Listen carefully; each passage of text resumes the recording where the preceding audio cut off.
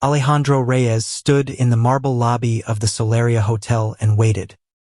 He had been standing there for nearly 20 minutes, his worn leather suitcase at his feet, his hands folded in front of him.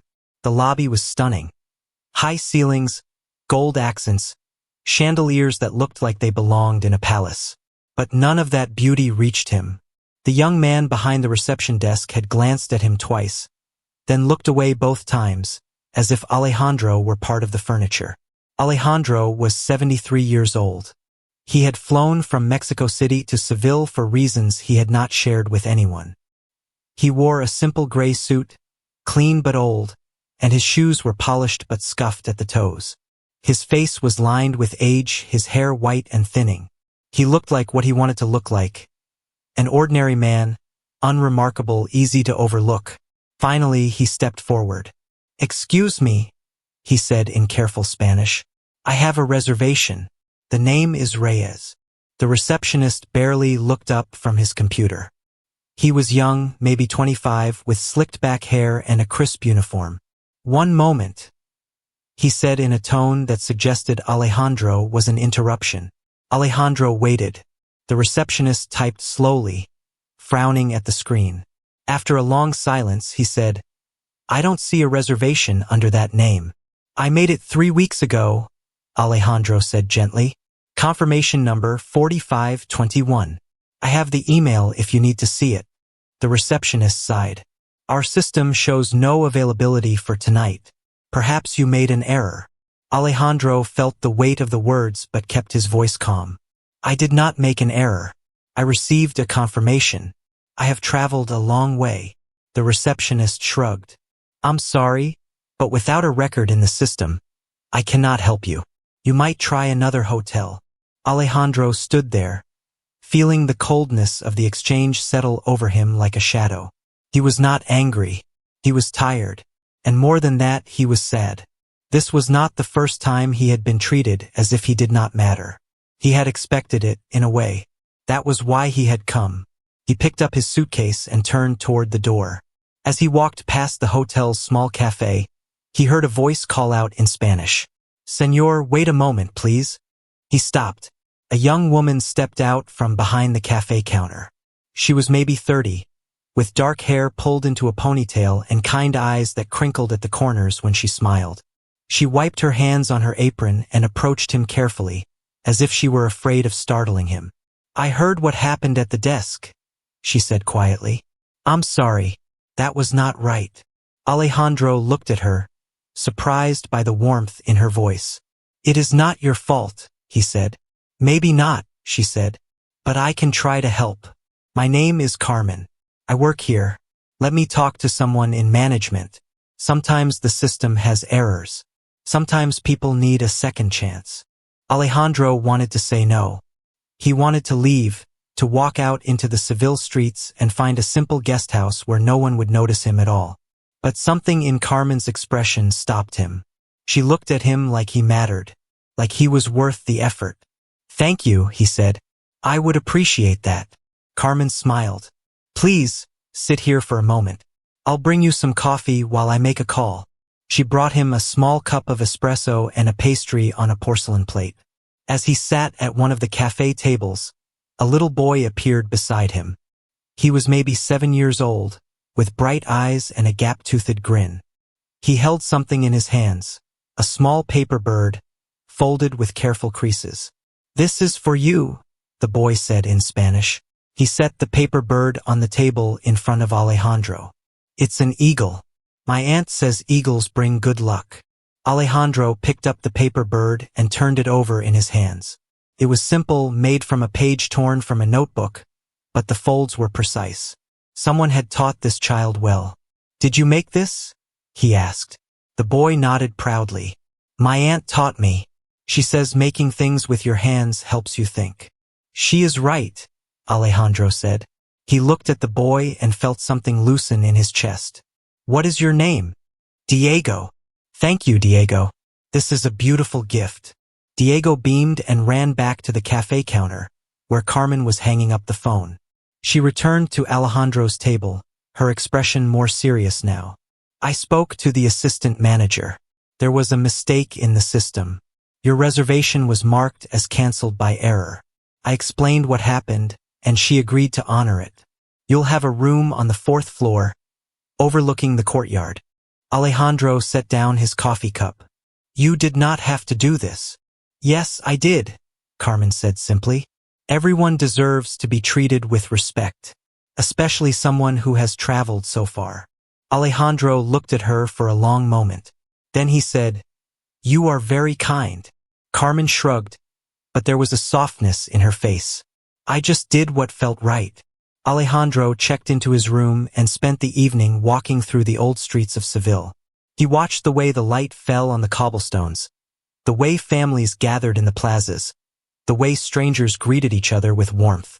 He thought about Carmen and Diego, about the paper eagle folded with care, about the way a small act of decency could shift the course of a day. The next morning, he returned to the hotel and asked to speak with the general manager.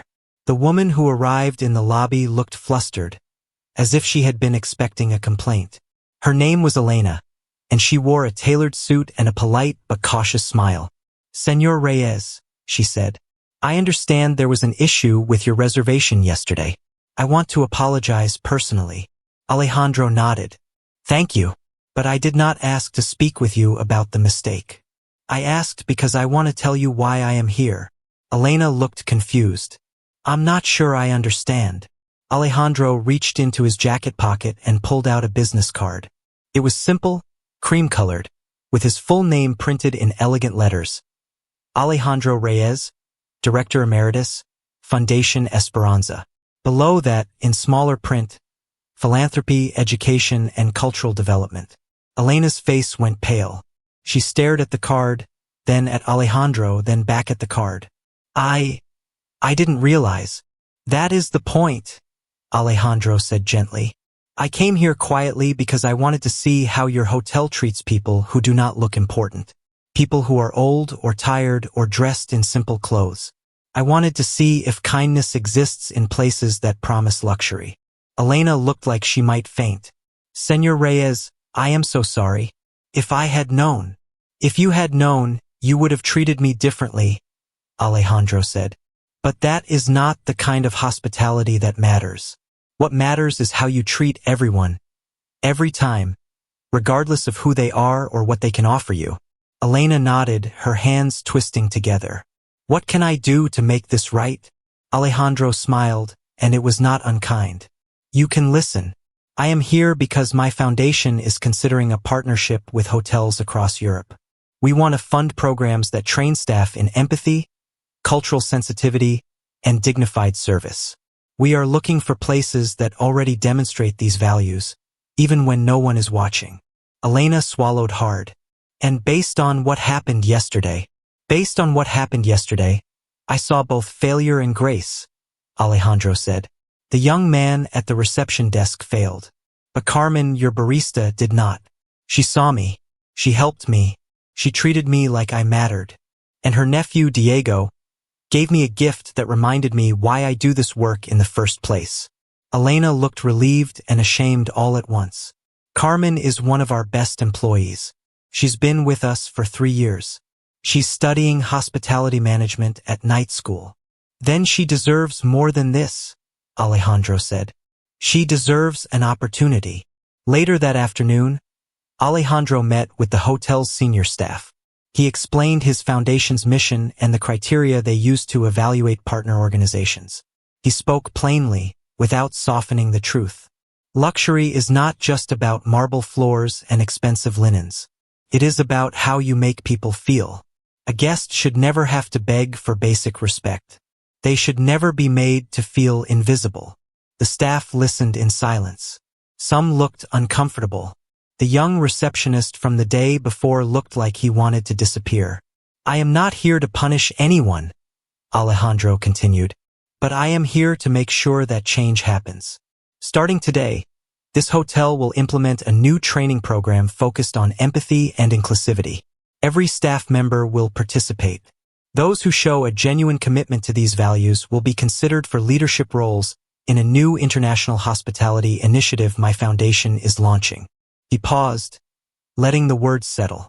Then he looked directly at Carmen, who was sitting near the back of the room, her hands folded in her lap. Carmen, I would like to offer you the position of program coordinator for this initiative. It will involve travel, training, and the chance to shape how hospitality is taught across Europe. If you are interested. Carmen's eyes went wide. For a moment, she couldn't speak. Then she nodded, her voice thick with emotion. Yes, I'm interested. Good, Alejandro said. And Diego, your nephew, will receive a scholarship to a school that specializes in creative education. His gift reminded me that kindness does not require words. Sometimes it is as simple as a paper eagle, given freely. Carmen covered her mouth with her hand, tears spilling over. Thank you, she whispered. Thank you. Before Alejandro left Seville, he returned to the cafe one last time. Diego was there, coloring at one of the tables. When he saw Alejandro, he jumped up and ran over. Did the eagle bring you good luck? Diego asked. Alejandro crouched down so they were eye to eye. It brought me something better, he said. It reminded me that the world is full of good people. People like you and your aunt. And that is the best kind of luck there is. Diego grinned.